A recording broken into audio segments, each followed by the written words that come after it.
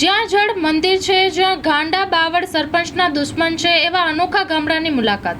નમસ્કાર મિત્રો, મહાસપરા ન્યૂઝમાં આપનું સ્વાગત છે. આપની સાથે હું જામ જયમલસિંહ જાડેજા અને આજે માંડવી તાલુકાનું જાગૃત એવું ગામ, અને આ ગામ એટલે કે રાજકીય ક્ષેત્રે પણ ઘણીવાર દેવાંગભાઈને મારી વાત થતી હોય કે રાજકારણના બીજ જે છે અહીંયાથી ફૂટી અને વટવૃક્ષ બન્યા છે અને દિશા પણ આપી છે. સમયાંતરે જે છે એ પરિવર્તન આવતું ગયું, પણ આ ગામનો ઉલ્લેખ દરેક જગ્યાએ થાય છે. એ પછી રાજકીય ક્ષેત્રે હોય, જાગૃતિ ક્ષેત્રે હોય, અને વર્તમાન સમયમાં પણ જે છે એ જ વિચારધારાને લઈને પછી ભલે કદાચ પક્ષની વિચારધારા લાગે, પણ જે રાજકારણમાં લોકો માટે કામ કરવાની વિચારધારા છે એ આ ગામે દેખાડી છે. તો પરેશ જોશી સાથે હું આજે તલવાણા અહીંયા આવ્યો છું, અને ખાસ કરીને જે તળાવનું કામ છે, દેવાંગભાઈથી વાત થઈ કે જળ એ જ જીવન. અને મિત્રો, હવે ઘણા બધા ધાર્મિક સ્થાનો બન્યા છે, એટલે આપણે બધા જ સ્થાનકો આપણા માટે આદર છે, પણ હવે જળ મંદિર જો નહીં બનાવીએ તો આ પૃથ્વી નહીં ટકે. અને આ પૃથ્વી જે છે એમાં ખાસ કરીને કચ્છ પ્રદેશ, રાજસ્થાન પ્રદેશ એ રણ વિસ્તાર છે. જો અહીંયા પાણી નહીં હોય તો મને લાગે છે કે જે ગામડાની એક વસ્તી હતી અહીંયા 125 કહી શકાય કે કરોડ વસ્તી હતી, આજે 25 લાખ છે. એટલે ત્રીજા ભાગની વસ્તી દેવાંગભાઈ કચ્છમાં રહી છે. રાજાશાહીમાં 1.25 કરોડ વસ્તી હતી, એવો ઓન રેકોર્ડ રાજાશાહીના રેકોર્ડમાં છે. આજે એની ચોથા ભાગની પણ પબ્લિક નથી આપણી પાસે, 25 લાખ લોકો. સ્થળાંતર શું કામ થયું મને એ જાણવું છે. નમસ્કાર મિત્રો, બધાને મહાસપરા ન્યૂઝના શ્રોતાઓને બધાને દેવાંગ ગઢવી જળ સંચય અભિયાન. આજે કચ્છ જિલ્લાનો, ગુજરાત રાજ્યની અંદર કચ્છ જિલ્લાની અંદર માંડવી તાલુકાની અંદર આજે જયમલસિંહભાઈ જાડેજા આજે પોતે સ્વયં આજે એક જળ સંચય અને એક વિશેષ વ્યક્તિની મુલાકાતે આવ્યા છે ટીમ. આજે જે વર્તમાનમાં જે જરૂર છે, આપણે વર્તમાન ઉપર જીવી રહ્યા છે, વર્તમાન ઉપર આપણે બધાને જીવવું પડશે. ત્યારે આજથી 2011ની વાત કરું, મા ન્યૂઝ ઉપર એક વિડીયો આવ્યો હતો નાનકડો. ત્યારે મારો ને જયમલસિંહભાઈનો કંઈ પરિચય નહોતો. નાના મોબાઈલમાં મેં વાયરલ કર્યો ને વાયા એમના કને વિડીયો ગયો, અને ત્યારથી મા ન્યૂઝે જે જળ સંચય ઉપર સમગ્ર ગુજરાતની અંદર ભલે ઘણી બધી મોટી ચેનલો છે, પણ મા ન્યૂઝે જે ઝુંબેશ કચ્છની અંદર ઉપાડે છે. આજે હું તમને કહું, 180 ગામમાં જળ સંચયના, વૃક્ષારોપણના, ગૌચરમાંથી ગાંડા બાવર મુક્તિના જે કાર્ય હાલતા હોય, એનો મોટામાં મોટો કોઈ શહેર જાય તો મા ન્યૂઝ જયમલસિંહભાઈની ટીમને. અને વિશેષ આપણે ઘણી વખત પ્રધાનમંત્રી કહેતા હોઈએ કે સબ ચીજ કો સરીખા રખના હોગા. સરીખા એટલે એક કોઈ જ્ઞાતિવાદની વાત નથી કરતો. આ વાત છે દેશ ક્યારે હાલે, દેશનો વિકાસ ક્યારે થાય. એક ઇન્ડસ્ટ્રીલ ઉદ્યોગ અને બીજું ખેતીવાડી, બે વસ્તુને બેલેન્સ રાખશું તોય દેશ વિકાસ કરશે. આપણે ખાલી ઉદ્યોગો આવશે એનાથી વિકાસ નહીં થાય. ખાવા તો ખપશે ને બાપુ બધાને. તો આપણે આજે આખો આપણે એક મોટી એક કેન્દ્ર સરકારની એક યોજના છે બાપુ. ભારતમાલા રોડ બની રહ્યા છે આખા ભારતની અંદર. સમુદ્ર કિનારા જે છે, આપણે જે સુરક્ષાની જે મુખ્ય આપણા ગેટ કહેવાય દેશના, એ સુરક્ષા માટે જ્યારે કેન્દ્ર સરકાર કામ કરતી હોય કે આપણે દરિયા સમુદ્ર કિનારા ઉપર આખા ભારતનો, કચ્છ ગુજરાતની વાત, આખા ભારત ઉપર જ્યારે આવો મોટા પ્રોજેક્ટો સરકાર લઈ આવી છે, ત્યારે આપણે ત્યાં ઇન્ડસ્ટ્રીઓ આવી રહી છે. તો જ્યાં 400, 500, 300 TDSના પાણી છે, જ્યાં કેલા અને કેસરામાના બગીચા થાય, જે ખાખર ગામ છે, જરપરા છે, ભૂજપુર છે, એ એરિયામાં આજે ઉદ્યોગ આવી રહ્યા છે. તો વેલકમ, ઉદ્યોગ સારા છે. કેમ કે જે તે વખતે જ્યારે કચ્છનો સ્થળાંતર થયો બાપુ, જ્યારે કચ્છમાંથી લોકો જે સ્થળાંતર કરીને જે રંગૂનમાં ગયા, કલકત્તામાં ગયા, મુંબઈમાં ગયા, એવી રીતે આખા ભારતને, આખા વિશ્વની અંદર કચ્છીઓ ગયા રોજગાર માટે. ત્યારે પણ જ્યારે કાંઈ વીજળી નહોતી, ડીઝલ એન્જિન નહોતા, જ્યારે કોસથી બળદથી પાણી કાઢતા હતા, એ વીઘો 2 વીઘા પકાવતા હતા, અને પછી રોજગાર નહોતા એટલે માણસો બહાર ગયા. હવે દિવસા દિવસે પરિસ્થિતિ બદલાણી. સરકારો ઘણી બધી સરકારો કામ કર્યો, અને નરેન્દ્રભાઈ આવ્યા પછી જે અટલ બિહારી વાજપેયીજી ટેક્સ હોલિડે કર્યો, એના પછી જે કચ્છની આખી દિશા બદલાણી છે, અને મોદી સાહેબ પણ બહુ જબરજસ્ત મહેનત કરી રહ્યા છે. ત્યારે આપણે હવે મારો એક લોગો છે બાપુ કે ગાંવ કો બચાઈએ. આ શબ્દ નાનકડો છે, શબ્દ એમાં 4-5 અક્ષર આવે છે, બહુ મોટા અક્ષર નથી. અગર આપણે ગામડાને નહીં બચાવશું તો આપણો ધર્મ નહીં ટેકશે, આપણી સંસ્કૃતિ નહીં ટેકશે. કેમ કે સ્થળાંતર આજે ગામડિયામાંથી ગમે ગામમાં જાઓ, કે અમારા ગામમાંથી કોઈ આર્થિક રીતે જરાક સદર માણસ થાય એટલે શહેર તરફ જાય, શિક્ષણ માટે જાય છે. હવે દિવસે દિવસે સ્કૂલો પણ બને છે. સાથે સાથે રોજગારનો પ્રશ્ન છે. આજે અબડાસા વિસ્તારમાં આપણે જઈએ તો લગભગ જે ગામો લોણા મહાજન જે ગામ હતા ઠક્કર સમાજના, એ ગામમાં લગભગ મને લાગે છે 90% આ બાજુ નેત્રા છે, નખત્રાણા તાલુકા છે, લખપત છે, એ સમાજો બધા ભાટિયા, પછી જૈનો, લગભગ મને લાગે છે કે 90 થી 95% સ્થળાંતર થઈ ગયો છે. હવે એ લોકોને પાછો આવવું છે બાપુ. પાછો દુનિયા જોઈ લીધી, બધી વિકાસ જોઈ લીધા, આધુનિકતા, જે આપણે જે ગાડીઓ, બંગલા, એસી બધા જોઈ લીધા, પણ હવે આ બધું વસ્તુ મૂળ મુદ્દાઓ પણ આપણે બાપુ આવીએ, આ બધી વસ્તુ ફેલ થઈ ગઈ. પાછા આપણે ગામડામાં આવવું પડશે. અને હું નથી કહેતો, બિલ ગેટ પણ કહે છે, એ પણ કહે છે ગામડાની સંસ્કૃતિ સંભાળો તમે. પાણી બચાવો. આજે યુરોપની અંદર પણ આપણી જે સંસ્કૃતિ છે, આપણી જે ખેતીની પદ્ધતિ છે, ગાય આધારિત ખેતી, એ લોકો આજે યુરોપમાં કરી રહ્યા છે. એટલે હવે આપણે ઘણા બધા મંદિરો બન્યા, ઘણી બધી કથાઓ થઈ, બધું ખપશે બાપુ, બધું બેલેન્સ કરીને હાલવું પડશે. પણ જે આપણે કરોડો રૂપિયા જે આપણે વેડફાઈએ છીએ, એ વેડફાઈએ નહીં. આજે મોટી કથા કરાવીએ બાપુ, 5 કરોડ લાગે. હું કથાકારનો વિરોધી નથી, કોઈ પણ ધર્મનો, આ સનાતન નહીં પણ સમગ્ર વિશ્વના બધા ધર્મનો સપોર્ટ કરવા વાળો માણસ છું હું. ચાહું છું, મને ખબર છે કે કોઈ ધર્મનો ક્યારે વિરોધ ન કરવો જોઈએ. અને એનો દાખલો છે મિત્રો, અત્યારે જે ઊભા છે એ આપણા કનુભા બાપુ સાથે વાત થઈ કે તળાવનું નામ શું છે. બાપુ, મને અહીંયા જોવા મળ્યું કે એના પથ્થરો અલગ છે અને આ વર્ષો જૂનું તળાવ છે. એટલે કીધું કે અમને યાદ છે ત્યાં સુધી અમે નાના હતા ત્યારે અહીંયા અમે રમવા આવતા હતા. તો આ સંસ્કૃતિ જે છે એ પાછળ રૂકનશાહ પીરની જે છે એ જગા છે અને આ તળાવ પણ એના નામે છે. એટલે પાણીનો કોઈ ધર્મ નથી હોતો, પાણીનો કોઈ મજહબ નથી હોતો. અને આ પાણી જે છે એ પાણી જે છે એ દરેક સમાજના જે છે લોકો જે છે એનો ઉપયોગ કરશે. અને આ પાણીને જ્યારે જળ ઊંચા આવશે તો આજુબાજુ વાડી કોની છે? પટેલની છે, ચારણની છે, દરબારની છે, મુસ્લિમની છે. એ પાણી ક્યારે નહીં જોવે. એ જેને પણ પાણીનું તમે રિચાર્જ કરશો એટલે આજુબાજુના વિસ્તાર પણ જે છે એ હરિયાળા બનશે. તો આ પ્રકૃતિ ક્યારે પણ જે છે એ બાકી નથી રાખતી, ઉધાર નથી હોતો. અત્યારે 45 ડિગ્રી દેવાંગભાઈ ગરમી થઈ અને એસી આપણા કામ નહોતા કરતા અને લગભગ ગાડીઓ જે છે રોડ ઉપર જે છે એ આગમાં પરિવર્તિત થતી હતી. શું લાગે છે કે જો હજુ નહીં જાગીએ તો આગામી 4-5 વર્ષમાં જો 50-55 ડિગ્રી થઈને તો જીવન જે છે ને એ શક્ય નથી આ પૃથ્વી ઉપર. બાપુ, એક વાત કરી દઉં. હમણાં એક રેશિયો આવ્યો, એક મોટી કંપનીનો રેશિયો આખા ભારત ઉપર, આયુષ રેશિયો. માણસની આયુષ કેટલી છે? 89% લોકો 60 વર્ષની ઉપર નથી જતા. 100માંથી 89 વ્યક્તિ 60 ઉપર નથી જતા. એ લગભગ 11 વ્યક્તિ જાય છે, જે જૂના માણસો છે. બાકી હવે જે કલયુગમાં એક કહેવત હતી ને કે આ મનુષ્યની આયુષ 35 વર્ષ થવાની છે. આમ ને આમ બાપુ હાલશે તો મારી એક વ્યસનમાં આખી દુનિયા યુવાન વર્ગ ડૂબાઈ રહ્યો છે. ગુટકા, બીડી, સિગરેટ, દારૂ, આ બધામાં માણસોની આયુષ છે ને 25-30 વર્ષની થઈ જશે. એટલે અમે લોકો નથી કોઈ રાજકીય પાર્ટીને સપોર્ટ કરવા માટે આવ્યા. અમે લોકો રાષ્ટ્રની સંપત્તિ છે, સાચી સંસ્કૃતિ છે, જે આપણી સંસ્કૃતિ, આપણી સંપત્તિ છે, એ વિદેશ અપનાવી રહ્યો છે. આપણે બાપુ કાંઈ ભૂલી ગયા છે. હવે લોકોને કહું છું કે તમે મોટા લગ્ન ન કરો કાંઈ. હું બાપુ એક નાનકડો દ્રષ્ટાંત આપી દઉં. એક ભાવનગર જિલ્લાની વાત છે બાપુ, પટેલ સમાજની વાત છે.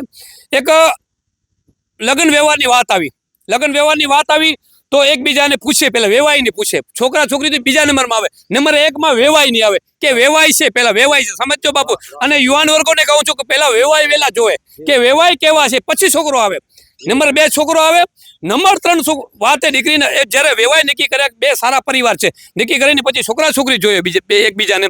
છોકરા છોકરી ઓકે કરી દીધું, બેને બાપુજીને, 2 ફેમિલી, મા બાપને કીધું કે અમારા તરફથી ઓકે છે, તમે આગળ વધો. ત્યારે દીકરીના બાપે એક વાત બહુ મુદ્દાની મૂકી કે તમારા ગામની અંદર હું દીકરી આપું, બધો ઓકે મારા તરફથી, પણ એક આ ગામની અંદર 25 લાખનો તળાવ બનાવવા માટે તમારી પંચાયત અમને એનઓસી આપે. હવે આ સમય આવી ગયો છે મિત્રો. ખરેખર આને વધાવી લેવી પડે. હું દેવાંગભાઈ પાસે આવીશ, કારણ કે એમની પાસે કદાચ તમે ચર્ચા કરો તો 3 કલાકથી વધારે. એક કથા, હું એમ કહું છું કે ઘણી બધી કથા થઈ, પણ પાણી ઉપરની, જળ મંદિર ઉપરની જે છે ને એક નાનકડી ગામમાં જાગૃતિ આ વ્યક્તિને બોલાવજો. કારણ કે આ જે છે ને કેસરી કપડા વગરનો એક સંત છે. કારણ કે ઘણા લોકો છે, હું ઘણીવાર પ્રબોધભાઈને જોઉં ત્યારે મને દેખાય કે આ બધા જે છે ને એ હરતા પડતા સંતો આપણી આસપાસ છે. કોઈક ઓલિયો છે, કોઈક પીર છે, કોઈક ફકીર છે. આપણી દ્રષ્ટિ છે કે એને ઓળખવી પડશે. અને આ સાધુ સંતો માત્ર કેસરી કપડાથી નથી થતા, પણ જે કંઈક પ્રકૃતિને આપે છે. કારણ કે સંતોનો એક ગુણધર્મ છે કે જીવનમાં વસંત લાવે, એ સંત છે. તો એ ધર્મની રીતે આપણે વસંત લાવે છે. અને જે આ જળ મંદિર માટે, આ પશુપાલન માટે, ખેતી માટે, લોકોના સુખાકારી માટે જે કામ કરે છે એ પણ સંતથી ઓછો નથી. કનુભા પાસે આવીશ ને, ખાસ કરીને જેના માધ્યમથી અત્યારે આપણે મળવાનું થયું છે. અને આ તળાવ કઈ રીતે છે, કઈ રીતે આયોજન થયું છે, અને સરપંચ સંગઠનના તેઓ પ્રમુખ છે. અને જ્યારે ક્ષત્રિય જે છે જળ મંદિરની વાત કરે, ક્ષત્રિય જ્યારે વ્યસન મુક્તિની વાત કરે, ત્યારે એનાથી વિશેષ કોઈ આનંદની વાત ન હોય. બાપુ, આપણે અત્યારે જળ મંદિરની વાત કરીએ. અત્યારે જે પાછળનું તળાવ છે કેટલા વર્ષ જૂનું છે? કારણ કે હું પરેશ મહારાજને કહીશ કે થોડુંક આ પથ્થર ઉપર તમે દ્રષ્ટિ મૂકશો ને તો ખ્યાલ પડશે કે આ પથ્થરમાં સિમેન્ટ નથી, એમાં ચૂનો અને એવી રીતે ગોળ એનો ઉપયોગ કરવામાં આવતો. અને આજ દી સુધી જે છે એમાં ક્યાંય તકલીફ ન પડતી. તો આજના બધા ગઢ મહેલ જે છે ને એમાં સિમેન્ટ નહોતો વાપરવામાં આવતો. આ જૂની દિવાલ છે અને આ પથ્થર પણ જૂના છે. બાપુ, કેટલા વર્ષ જૂનું તળાવ છે અને આ તળાવનો ઇતિહાસ શું છે? પ્રથમ તો મા આશાપુરા ન્યૂઝ ચેનલને ખૂબ ખૂબ આભાર માનું છું કે અમારી જે આ કામગીરી ચાલુ છે અને તમને જે ખબર પડી અને તમે અહીં આવ્યા, રોડ પરથી જતા હતા ને આવ્યા, તો તમારો જયમલસિંહભાઈનો, પરેશભાઈનો ખૂબ ખૂબ આભાર માનું છું. રહી વાત તળાવની, તો આ ઐતિહાસિક તળાવ છે. અમારા વડીલોની જો આપણે વાત કરીએ તો વડીલો કહેતા હતા કે લગભગ 401 વર્ષ થયા છે અંદાજી 400 થી ઉપર થયા છે, પણ 400 તો પાકા એમ. જ્યારે તલવાણા વસ્યું ત્યારે આ પ્રથમ જે પાણી માટે જોઈતું હોય તો આ પહેલું તળાવ બનાવ્યું હતું. અને રોકનશાહ દાદાનો અહીંયા જ્યારે સમાધિ હતી એમની, તો અહીંયા પહેલાં જ અહીંયા દાદાની પરવાનગી કરી લઈ અને અહીંયા તળાવ બન્યું. તો એનો ઇતિહાસ 401 વર્ષનો છે અને ગામ એકતાનો પ્રતીક છે. દર વર્ષે અહીંયા મેળો ભરાય છે, એકતાનો પ્રતીક. બહુ સારામાં સારો મેળો ભરાય છે. આ સાલે પણ બહુ સારો મેળો ભરાણો. અને જ્યારે તમે વાત કરો પાણી વિશેની, તો આજથી તમને હું મારી હિસ્ટ્રી વાત કરું તો જયમલજીભાઈ ભણતો હતો 80ની સાલમાં મેં નિશાળ મૂકી. અને નિશાળ મૂકી તેથી પહેલાં 2 વર્ષ પહેલાં અમે વાડીએ જતા હતા. લગભગ 15, 16, 17 વર્ષનો હતો તેદીથી વાડી જતો હતો. તેદી વાડીની અમારી હિસ્ટ્રી એવી હતી કે 35 થી 40 ફૂટ ઉપર જેવા કોઈ પાણી હતું. અને કૂવામાં સમજી લો કે 2 મશીન મૂકતા હતા તો પણ ખૂટતું નહોતું પાણી. એટલું પાણી સારું અને એટલું બધું પાણી હતું. નદીમાં વીરડો કરીએ તો પાણી પાણી આવતું હતું. હવે એ જ્યારે 35-40 વર્ષ પહેલા જોયેલું, જે આપણે નજર સમક્ષ જોયેલું, તો આજે આપણે 400 થી 500, 600 ફૂટ જવું પડ્યું. તો એક દુઃખદ છે એમ કે દુઃખદ એમ છે કે વર્ષમાં થોડાક નબળાયા અને આપણે જે પાણી બચાવો અભિયાન આપણે ન કર્યું એના હિસાબે આપણે એક સતત પાતાને ચૂસ્યા જ રાખ્યું. ખેડૂતો પણ એટલું બધું પાણી ચૂસતા હતા ત્યારે આ બધી ખબર નથી. ત્યારે એમ જ હતું કે પાણી ખૂટવાનું ક્યાં છે. પણ આજે જ્યારે સંકટ આવ્યો છે ત્યારે આ નાનપણથી એક શોખ છે કે ભાઈ પાણી બચાવો એમ. તો પહેલેથી જ્યારે આજે મને 3 વર્ષ થયા, 3જું વર્ષ છે જયમલજીભાઈ સરપંચને. તો હવે હું મારા જે કહું એમ કે ભાગ્યમાં જે લખેલું હોય થતું હોય, તો મને પહેલાં જ સમજી લો કે એવી સંસ્થાઓ મળી આવ્યા મારી કને. તો એમને મને વાત કરી કે બાપુ તમે સરપંચ થયા છો તો શું તમારું વિઝન છે. તો મેં કીધું ભાઈ મારું વિઝન તો વિકાસનું છે. ગમે તે રીતે પાણી, આરોગ્ય, શિક્ષણ ક્ષેત્રે એવું બધાનો મારો એક લક્ષ્ય છે કે ભાઈ સારામાં સારું મારું ગામ કરી શકે જેટલી મારાથી થશે એટલું કરીશ. તો પહેલી જ મારે એક સંસ્થા આવી જે મારે આનું લિસ્ટ બનાવવું પડ્યું છે. લાંબુ લિસ્ટ બનાવવું પડ્યું છે. તમે આ જોઈ શકો છો જે કચ્છ જળ અભિયાન મંદિર, એના જયેશભાઈ લાડકા અને રાજેશભાઈ ચાવડા પહેલા જ મારી કને આવ્યા અને પહેલી જ વર્ષે અમે પાણીનું કામ કર્યું. અને એમની બીજા વર્ષે સમસ્ત મહાજન આવ્યું, એમને પણ તળાવનું કામ. અને અમે ગૌચર, તમે ગૌચર જોઈ શકો છો, મારી કને 300 એકર જમીન છે અંદાજિત. એમાં મેં એક અભિયાન હલાવ્યું છે બાવળ મુક્ત તલવાણા.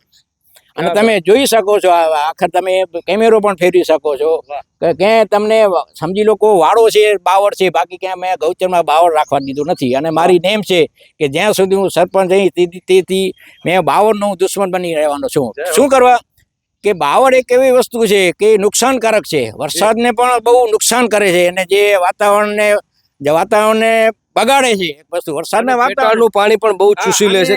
એમાં પણ જે કાંતિભાઈ છબાડિયા એ પણ મારી કને આવ્યા, એમને પણ ગૌચરમાં મને બહુ સપોર્ટ કર્યો. પછી સ્વામિનારાયણ ગુરુકુળ કોડાયપુર ના કૃષ્ણજીવન સ્વામી, એમને પણ મને 1700 થી 1800 ઝાડનો અહીંયા આખો એક સમજી લો 5 થી 6 એકરમાં વાવેતર કરી આપ્યું છે. First class. અત્યારે લાઈવ ચાલુ છે. એ લાઈવ કામના દાતા છે ભારતીય જૈન સંગઠન અને ફોર્સ મોટર.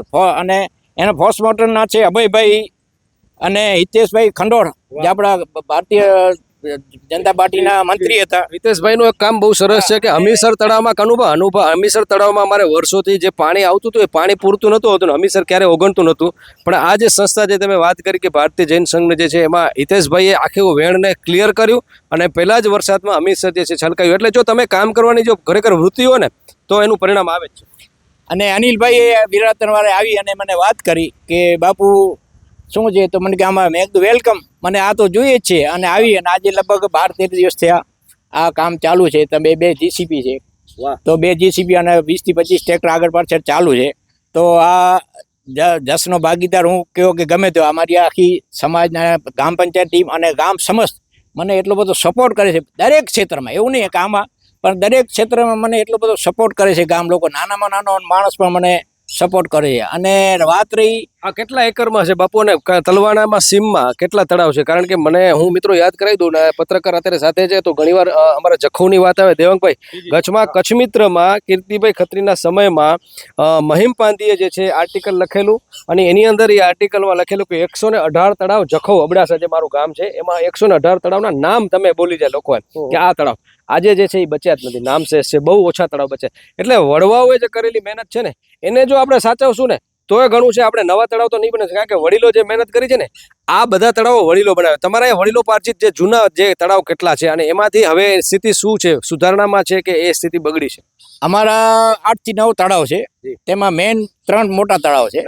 એક આ રોકનછાપી તળાવ છે, એક કામરાઈ છે, એક માકરાઈ છે, એ 3 મોટા છે. બીજા ઘોડાસર છે, પછી પીપર તળાવ છે. એવા લગભગ 8 થી 9 તળાવ છે. તો એ પણ અમે વારાફરતી જ કરીએ. પહેલા ઉપરથી કરતા આવીએ છીએ, હવે પહેલું કર્યું ઉપર, એનાથી વચ્ચેના અને જે પાછળ છે એમ પાછળ કરતા જશું. જેમ જેમ સંસ્થા સપોર્ટ કરશે એમ કરતા જશું, અને સરકાર પણ જેટલો સપોર્ટ કરશે એમાં પણ કરતા જશું. ગઈ સાલે પણ સમજી લો કે સુજલામ જ્યારે આવી હતી પણ કામ થઈ શક્યું નહીં. ગઈ સાલે એક પણ સમજી લો 4-5 દિવસ થઈ ગયું, અને પછી વરસાદ આવ્યો એટલે કામ થઈ શક્યું નથી. પણ સુજલામ પણ પાસ થઈ હતું. આ વર્ષે તો સમજો આચારસંહિતાના હિસાબે કામ નથી આવ્યું, પણ એ આવશે એ પણ અમે કરશું પંચાયત હસ્તક. તો કામો થઈ શકે છે, અને જો તમારી વૃત્તિ સારી હોય તો મને લાગે છે કે આ પ્રકૃતિ ક્યારે પણ બાકી ન રાખે. એક મારો નાનકડો દાખલો, મારી ગૌશાળાની બાજુમાં 4-5 બોર, એમાં વાડીઓવાળાના બોર જે છે ફેલ, અમારી કોલોનીનો બોર ફેલ, બાજુમાં સ્વામિનારાયણ એવન્યુ છે એનો બોર ફેલ. અને મારી ગૌશાળામાં હું યાદ કરીશ, અમારા પ્રદીપભાઈ જોશી નગરપાલિકામાં 2 તાંબાના સળિયા લઈ અને તમને એ બતાવે કે અહીંયા પાણી છે, પણ એ કીધું પાણી બહુ માઠું છે બાપુ, પણ તમે ટ્રાય કરો, ગાયના હિસાબે પાણી નીકળશે. તો મેં આ પાછળ તળાવડી દેખાય છે, હું પરેશ મહારાજને કહીશ કે દેખાડો, અત્યારે પણ અહીંયા પાણી છે. જો આટલી જ તળાવડી મેં અહીંયા કરી મારી ગૌશાળાની બાજુમાં, અને બોર રિચાર્જ થઈ ગયો. દેવાંગભાઈ, આજે આખું વરસ એ બોરમાં પાણી ખૂટતું નથી. આજુબાજુના બધા બોર ફેલ છે. એક નાનકડી તળાવડી જો તમને બોર રિચાર્જ કરી દે તો આ તળાવથી તો મને લાગે છે કે કેટલા બધા વાડીઓના વિસ્તાર આખા વિસ્તાર. તો શું સંદેશ આપશો કે એક અકેલા ચલાતા કારવા બનતા ગયા? બાપુ, આ કંઈ વિષય લઈને બહારનું નીકળ્યો હતો હું 2009-10માં. અમારા ગામના આરતી ઇન્ડસ્ટ્રીના માલિક એવા ચંદ્રકાંત વલ્લભજી ગોગરી, એમના સહયોગથી પહેલો તળાવનું કામ અમે 2008-9માં ચાલુ કર્યો. અને પછી દિવસે મારો કહેવાનો મતલબ બાપુ એ છે, વધારે વિશેષ લાંબી વાત ન કરતા, કે કોઈ પણ વસ્તુ શરીરમાં વ્યસન આવે બાપુ, વ્યસનનો દિવસે માણસો ડૂબતો જાય, અંદર ડૂબતો જાય. એટલે હું આ વ્યસનમાં એટલો ડૂબી ગયો છું, હવે મને લગભગ કોઈ બચાવી નહીં શકશે આ વ્યસનમાંથી. આવા વ્યસન હોવા જોઈએ. બધાનો પરિચય લઈ લઈશ, કારણ કે આખી ટીમ તો હાજર નથી. શું નામ છે આપનું? આપણું નામ ધીરુભાઈ પટેલ. ધીરુભાઈ, ખાસ કરીને ખેતી સાથે કહેવાય, ખેતી એટલે પટેલની. તો એ તમે તો પથ્થરમાંથી પાણી કાઢો છો, તો અત્યારે આ બધા કામ થઈ રહ્યા છે, તો કેટલી ખુશી? ના, ઘણી ખુશી તારી. પાણીનો તળિયું ઊંચું આવી ગયું. પહેલા જે 500-600 ફૂટ પહોંચી ગયો હતો એ હમણાં 350 ની આજુબાજુ આવી ગયું. અને દેશી જે જંગલી બાવર હતા એના કાપવાથી, કારણ કે પાણી બહુ શોષી લે છે, તો એ પણ જો એનાથી મુક્ત થયું છે, તો અન્ય કચ્છના 900 ગામડાને શું સંદેશ આપો છો કે તલવાણામાંથી એ કાંઈક શીખી શકે? તલવાણામાંથી એટલે કે ગૌચર એટલે ગાયો માટે સારામાં સારું એક પોઝિશન થયું છે. અને અમારા સરપંચ આવ્યા છે તલવાણાના, 3 વર્ષ થઈ ગયા, એને સારામાં સારો આ ઝુંબેશ ઉપાડેલો હોય. એક તળાવનો, એક આ બાવળિયા, ગાંડા બાવળિયાનો, અને સારામાં સારું કામ તાયરું સંસ્થામાંથી લઈ આવેલા, અને કામ થઈ રહ્યા છે. અન્ય એક મિત્ર, શું નામ તમારું? કલ્યાણજીભાઈ પટેલ. કલ્યાણજીભાઈ, શું લાગે છે અત્યારે આમાંથી બીજા ગામોને શું પ્રેરણા લેવી જોઈએ? ખાસ કરીને પ્રેરણા તો જો અત્યારે સારામાં સારું કામ થઈ રહ્યું છે તલવાણામાં, બીજા ગામને આમાંથી પ્રેરણા લેવી જોઈએ કે જળ મંદિર બચશે તો ગામડા બચશે. કનકપુરમાં ગૌચર માટે મેં સ્ટોરી બનાવી હતી. વાડીલાલભાઈ પટેલ જે છે ત્યાં, દેવંગભાઈને પણ ખબર છે, દર સંક્રાંતના એ લોકો આખું ગામ ભેગું થઈ પાવડા હિંસ લઈ અને ગૌચરને સાફ સફાઈ કરે, જેસીબીથી કરીને, પછી વરસાદ ટાણે એને વાવેતર કરી નાખે જુવારનું બધું. સાહેબ, એ લોકો એક ગાડી પણ જે છે ઘાસ નથી મંગાવતા, કારણ કે એ જ ગૌચરમાંથી જે છે ને રિઝર્વ રાખે છે, પાર્ટ કરી દે કે પેલા આટલું વાપરો, આટલું બીજું ઘાસ વાપરે ને એ પેલા વરસાદ આવી જાય છે. તો આ બધા જે દ્રષ્ટાંતો છે એના મને લાગે છે કચ્છ માટે કેટલા જરૂરી છે? કચ્છ માટે તો સાહેબ એ દ્રષ્ટાંત બહુ જ જરૂરી છે, પણ ગામનો પૂરેપૂરો સપોર્ટ હોય હરેક વ્યક્તિનો, તો જ આ બધું થઈ શકે. એકતા હોય તો બધું થઈ શકે છે. એકતા વગર ન થાય. અને આખું ગામ સંક્રાંતના કનકપર, અબડાસા, જાજો ક્યારેક જે આપણા જયંતિભાઈ ભાનુશાલીની કોલેજ છે, અનિરુદ્ધ કોલેજ, એની બરાબર સામે ગામ આવે છે. તમે જ્યારે પણ મોથાળાથી કોઠારા બાજુ જશો એટલે કનકપર ગામ આવે. વાડીલાલભાઈ પટેલને મળજો, ત્યાં ગૌચર જે સુધારણા કરી છે ને, આજે પણ અત્યારે આટલા ધોમધકતા તાપમાં ત્યાં કને રિઝર્વ ઘાસ પડ્યું હોય છે ને, એટલું વપરાય ત્યાં પહેલાં વરસાદ આવી જાય છે. તો આવું કામ દરેક જગ્યાએ થઈ શકે છે. કનુભા, બીજું જયમલસિંહભાઈ એક મારો બીજો પણ એક વિઝન છે જે આ અમે સાફ કર્યું છે, આ તળાવની પાડ છે આખી તમે જોઈ શકો છો. એમાં પણ અમે મારી દેવાંગભાઈની ચર્ચા થઈ તો દેવાંગભાઈ મને કીધું કે બાપુ શું આના વિશે પછી આગળ શું છે. તો મારો એક હજુ પણ એક સંકલ્પ છે કે અહીંયા ઝાડ વાવવા સારા, વડ છે, પીપળ છે, જે પક્ષીઓ માટે, જાનવરો માટે, જે પણ વરસાદને પણ પર્યાવરણને પણ સમજી લો કામ આવે એવા ઝાડ. પછી અહીંયા રોકનસાબર દાદાના ગેટથી ગામ સુધી જે અમારો રસ્તો છે, તમે આવ્યા એ રસ્તો, એના પણ અમારે જે મુજાવર છે રજાકભાઈ મુંબઈ રહે છે, એને પણ મેં હમણાં મેળામાં આવ્યા હતા દીદી વાત કરી હતી કે રજાકભાઈ અહીંયાથી કરીને આપણે ગામ સુધી જેટલા 150 ઝાડ આવે એમાં પણ તમારો સહયોગ જોઈશે. તો રજાકભાઈએ મને લીલી ઝંડી આપી છે. એવી ને એવી રીતે અમારા જે ગામના રોડ છે એ રોડ ઉપર પણ આખા મને એવો અંદાજ છે કે મેં 4000 ઝાડ મારે વાવા, પણ જો એમાં દાતાઓ અને ગામ સહકાર આપે છે હું પણ આગળ વધીશ. ચોક્કસ અનુભવ તમને કનુભાને સફળતા મળશે, કારણ કે વૃક્ષોની ખાસ એક માંડવી તાલુકાનો સરપંચ સંગઠનનો પ્રમુખ છું, તો દરેક સરપંચોને પણ હું કહું છું કે ભાઈ આ અભિયાનમાં આપણે તન મનથી જોડાઈએ અને દાતાની કોઈ કમી નથી. સારું કામ થશે તો દાતાની કોઈ કમી નથી. અને બીજું એક મારે ખાસ કહેવું છે, નાની શરૂઆતથી મારા ગામમાં સમજી લો કે આજે વોટર સપ્લાય પાણી છે, તો વોટર સપ્લાયમાં પાણીમાં પહેલાં અમારી કને 24 કલાક પાણી દેતા હતા. પછી મારા આવ્યા પછી મેં હમણાં એક અમારા 2 વાલમેન છે એમને બોલાવી, મેં કીધું ભાઈ 24 કલાક પાણી આપણે દઈએ છીએ, તો બપોરના આપણી જે ગટર લાઈન છે એ ચોખ્ખું પાણી જાય છે. એક દી હું ગયો તો જાત અનુભવ કર્યો, તો મેં બપોરના 3 વાગે ગટરમાં પાણી જતું હોય ચોખ્ખું, તો મેં કીધું આપણે પાણી વેસ્ટ જાય છે. હા, પણ પછી અમે એવું નક્કી કર્યું, વાલમેને કીધું ભાઈ પાણી જેટલું એમને વ્યવસ્થિત બચાવી અને ગામમાં પણ તકલીફ ન થાય અને પાણી પણ બચે, એટલે અમે સીધો સમજી લો કે 60% કાપ કરી નાખ્યો છે. અને 40% ગામમાં પણ પાણીની વાવા થાય છે અને પાણી વેસ્ટ ન થતું. અને ગામ લોકોને જ્યારે ગામ પણ એ કહું છું કે ભાઈ આપણું જે વોટર સપ્લાય આપણે બિલ નથી પાયું, એવું માનસિકતા એવી હોય છે કે ભાઈ બિલ પાકે કેટલા ભરી જોઈએ, એટલે બિલ ભરી જો ને પણ પાતરતા ખાલી કે જોઈએ પાણી નહીં. 3 વસ્તુ ધ્યાન રાખજો કે 3 શબ્દ અલગ છે, કારણ કે આજે દેવકભાઈના ખિસ્સામાં 500 રૂપિયા છે અને એના માટે એ 500 રૂપિયા ઉડાડી દેશે તો જે છે એ સિક્કાની બીજી બાજુ છે તો તકલીફ પડવાની છે. 500 રૂપિયામાંથી 1 રૂપિયો નહીં વાપરે તો એ લોભ કહેવાય, તોય પણ વસ્તુ થશે. પણ જરૂર પડશે તો 500માંથી જ્યારે 100 રૂપિયા વાપરે એને કરકસર કહેવાય. એટલે પાણી જે છે આપણે એમ છે કે પાણી તો પાછો મફત મેં અને લાઇટે મફત મેં હલાયો ભલે વેને ને ગટરમાં જતું હોય. તો મિત્રો આ જળ સંપદા છે અને આ ક્યાંય મશીનમાં પાણી બનવાનું નથી, કોઈ ફેક્ટરીમાં લોહી બનવાનું નથી, કોઈ ફેક્ટરીમાં ઝાડો ઉગવાના નથી, આ બધું પ્રકૃતિમાંથી આવશે. દેવાંગભાઈ શું સંદેશ આપશો? ખરેખર સરપંચને અભિનંદન આપવા છે. ખાસ હું તો આવા હકીકતમાં આવા છત્રી આવા સરપંચોનો દર્શન કરીએ ને તો આપણે પાપ ધોવાઈ જાય. આ વાસ્તવિક છે. કહું છું ને વ્યક્તિ દરેક કોઈ પણ વર્ણનો કામ. અત્યારે હું વાડીલાલ ભાઈને કહું છું, વાડીલાલ પટેલને તમે મળો ને એટલે તમને આનંદ આવે કે આ વ્યક્તિઓ જે છે ને એ સાધુ જેવા લોકો. કનુભા સરપંચ બન્યા ને મેં બીજે ત્રીજે દિવસે ફોન કર્યો. મેં કીધું બાપુ પેલા તમને ખૂબ અભિનંદન, મારા મિત્ર છે જૂના, આમ તો 30-35 વર્ષના, અભિનંદન. મેં કીધું અમારી સંસ્થા સમસ્યા મહાજન છે, એમના સહયોગ છે ને હવે તો એક તલવાણા ગામ એટલે લગભગ મને લાગે છે કોઈ સંસ્થા બાકી નથી આ ગામમાં, બધા આવે છે. જે હમણાં ફોન ઉપર વાત કરી, હમણાં હિતેશભાઈ ખંડોલની સંસ્થા એમના લોકો સાથે વાત થઈ, એ કે 40 કલાક બીજા આજે એક્સ્ટ્રા આપશું તમને કે.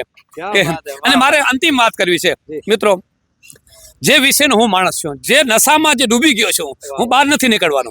એ અંતિમ મારી યાત્રા જશે એના ભેગી અમારો રસ્તો ભેગો હાલશે. એટલે આખા ગુજરાતનો સદ્ધર અને સમૃદ્ધ ગામ. એટલે હું વ્યક્તિગત રીતે મને કોઈ પૂછે, મોદી સાહેબ પૂછે કે ગઢવી સાહેબ સારામાં સારો ગામ આખા ગુજરાતમાં કયો, તો હું એને જનકપુર કહીશ. આપણે કનકપુર કહીશ. વાડીલાલભાઈનું ગામ. વાડીલાલભાઈ એટલા વાલા છે, આખો ગામ એટલો મને વાલો છે. એમના મોબાઈલ નંબર મોઢે છે બાપુ મારા, બોલી જાઓ. 98 255 68 475. આ ફોન કરજો, ગમે ત્યારે ફોન ઉપાડશે ને કનુભાના નંબર લઈ લો, કારણ કે આ વ્યક્તિના પણ તમારા નંબર. કનુભા નંબર બોલો તમારા. મારા નંબર છે 91 132 85 095. ક્યારેય પણ કોઈ પણ કામ હોય, કોઈ પણ સંસ્થાકીય હોય, કાંઈ પણ હોય, સરપંચોને જરૂર હોય આખા તાલુકાને જિલ્લાની પણ હોય તો વાત મારા નંબર છે. અને મારે એક બીજી ખાસ ભલામણ કરવી છે તમારા માધ્યમથી, ખાસ ભૂલી ગયો.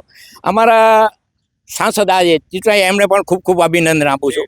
અને વિનોદભાઈએ મને ખાસ કીધું છે કે બાપુ કોઈ પણ રિચાર્જ બોર્ડ બંધ પડ્યો હાલતમાં અને રિચાર્જ કરવો તો પણ કહેજો. તાલુકાને પણ હું કહું છું કે ભાઈ તમારા ગામને કોઈ પણ રિચાર્જ કરવા બોર તો મને લિસ્ટ લાવજો. તો વિનોદભાઈના માધ્યમથી એમની સંસ્થા છે, વિનોદભાઈએ ખાસ ભલામણ કરી છે, એમાં રિચાર્જ કરશું. અને બીજું કે અનિરુદ્ધભાઈએ પણ સપોર્ટ ઘણો કર્યો છે. અમારા માજી ધારાસભ્ય વિરેન્દ્રભાઈ એમનો પણ ખૂબ મને સપોર્ટ રહ્યો હતો. તેથી હું સરપંચ પણ નહોતો પણ મને ખૂબ સપોર્ટ રહ્યો છે. તો આજે જે વડાપ્રધાનનો નેમ છે કે જળ હશે તો જીવન હશે, તો એ પણ આપણે વડાપ્રધાનને પણ જે આપણે આહવાન કર્યું છે એને પણ આપણે આગળ વધારીએ અને આ જે કાર્ય છે આમાં અભિનયમાં જોડાઈએ. એક વસ્તુ છે. અભિયાનમાં જોડાવીએ. બીજા અન્ય કોઈ મિત્રો ખાસ ને ઓળખાણ તમારે રહી? શું નામ તમારું? હરિભાઈ હરિભાઈ, આખું નામ બોલો.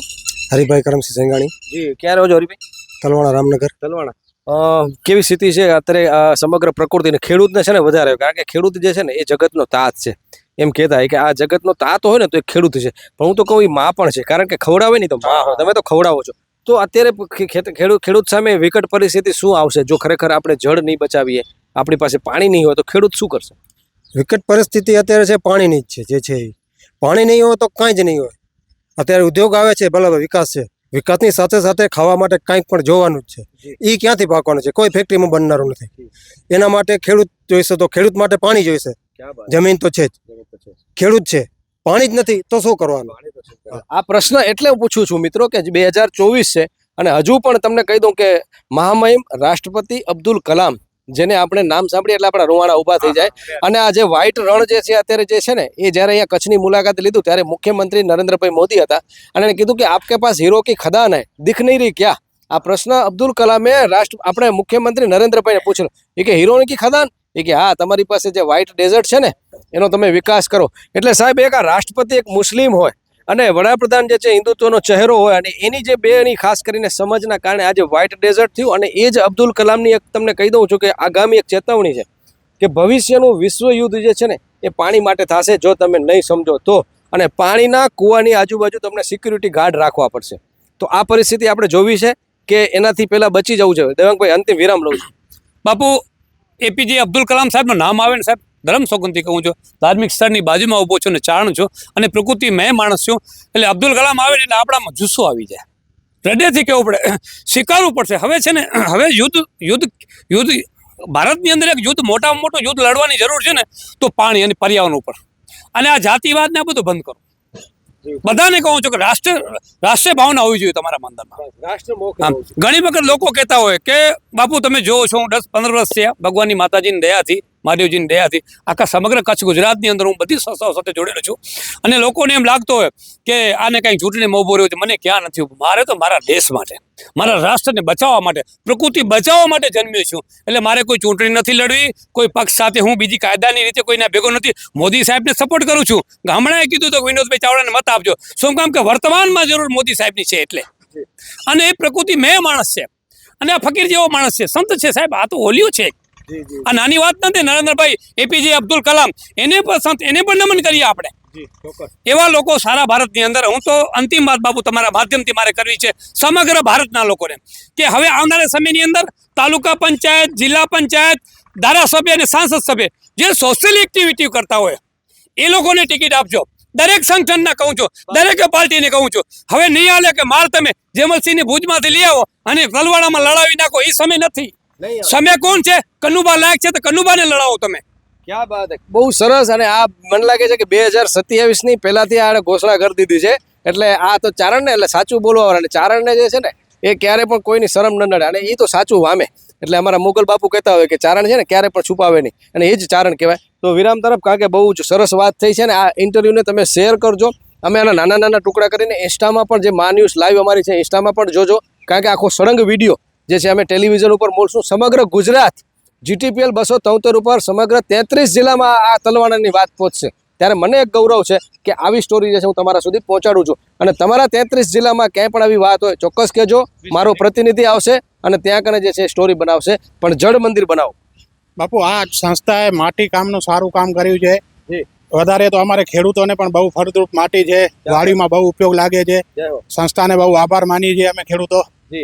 સંસ્થાને આભાર તો તમારે માનવાનો હોય જ નહીં, કારણ કે તમે તો તાત છો, તમે પકવશો તો અમે ખાશું. પણ આ એક હંમેશા કડી છે કે એક કામ થાય છે ને તો એના ફાયદા ઘણા થાય છે. જેમ કે એક મટી નીકળી તો ખેડૂતોની જમીન જે છે ફળદ્રુપ થશે, જમીનનું પાણી ઉતરશે તો આજુબાજુના બોર અને તળાવ જે છે, કૂવા છે, એનું રિચાર્જ આવશે, પશુ પક્ષી રાજી થશે. અને પશુ પક્ષી રાજી થશે ને એની આંતરડી ઠરશે ને સાહેબ, ત્યારે તમને જે છે ને આ ખબર નહીં પડે કે આ તમારી આવનારી પેઢી માટેનું પુણ્ય કમાવો છો. કારણ કે વાત કરવી છે, જ્યારે ભાઈએ વાત કરી કે માટી ફળદ્રુપ છે તો તમારા ચેનલથી એક મારે સરકારને પણ કહેવું છે કે ભાઈ જે માટી અમારે ઘણું હેરાન થવું પડે છે ખેડૂતોને કે ભાઈ આ માટી લેવા માટે પણ અમને પરમિશન ને બધી જોઈએ છે, પણ આવી એક સરળ પરમિશન બનાવી દે કે ખેડૂત માટે 12 માસ કે ભાઈ 12 માસ જેને ખેતરમાં લઈ જવી હોય સમજી લો કે સરપંચોને કાયદો બનાવો. તો આમાં શું છે કે આજે ખાતરની પ્રત બહુ મોંઘી થઈ ગઈ છે. આજે બધા ખેડૂતોને ખાતર લઈ શકતા નથી, પણ જો આવી માટી મફતમાં મળતી હોય અને ખેતરમાં નાખતા હોય ને સારી ઉપજ આવતી હોય તો સરકારને પણ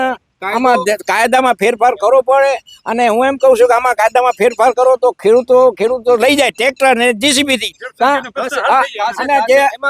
અને આ જે સંસ્થા આવે છે બહુ સારી છે, પણ આવું જો અભિયાન થશે તો ગામ તળાવ ઊંડા થશે. તમે ભાઈ ચેકિંગ કરો, તમે કેમ કણ વેચાણ થતી હોય એવું થતું હોય તો ભાઈ એ ગામના સરપંચને સસ્પેન્ડ કરો, ગમે તે કાયદાકીય કરો, પણ જો ખેડૂતને તમે છૂટ આપો તો સારામાં સારું અભિયાન થશે. ખેડૂતોને છૂટ આપવી પડશે, જેમ ગાંધીજીએ મીઠા માટે સત્યાગ્રહ કર્યો હતો. અને જો તમે ખેડૂતોને જો સપોર્ટ નહીં કરે, કારણ કે આ જગતનો તાજ છે. લાલ બહાદુર શાસ્ત્રીએ કહ્યું કે જય જવાન અને જય કિસાન. સરહદ ઉપર આપણે જવાનની જરૂર છે અને અંદર આપણે કિસાનની જરૂર છે. અને જો સરકાર, કારણ કે સંવેદનશીલ સરકાર છે ગુજરાતની, એટલે એ તો સંવેદના સમજશે. અને જો એવું ના થાય તો ખેડૂતોને પછી માટી સત્યાગ્રહ પણ કરવો પડશે. અને એ સત્યાગ્રહમાં પછી સરકારને ઝૂકવું પડે. અને એ ઝૂક્યા પહેલાં તમારે નિર્ણય લઈ લેવાનો કે ખેડૂત પાસે જો આ વાતી જતી હોય, ખેતરમાં જતી હોય, તો તમારે જે છે કોઈ પણ કનડગત વગર જે છે કાયદામાં ફેરફાર કરવો પડશે. અન્યથા જેમ મીઠા માટે સત્યાગ્રહ થયો હતો એમ ખેડૂતોને માટીનો સત્યાગ્રહ કરવો પડશે. પણ મને લાગે છે કે એવું ચિત્ર નહીં આવે. સરકાર ખૂબ સમજે છે અને કાયદામાં ફેરફાર થશે. પણ એક વસ્તુ, એમાં ચોરી ન થવી જોઈએ, એમાં જે છે માટીનો વેચાણ ન થવું જોઈએ, ખેડૂત માટે રિઝર્વ હોવી જોઈએ. પરેશ જોશી, ઋતુરાજસિંહ સાથે જયમલસિંહ જાડેજા, તલવાણા, માંડવી, કચ્છ, ગુજરાત.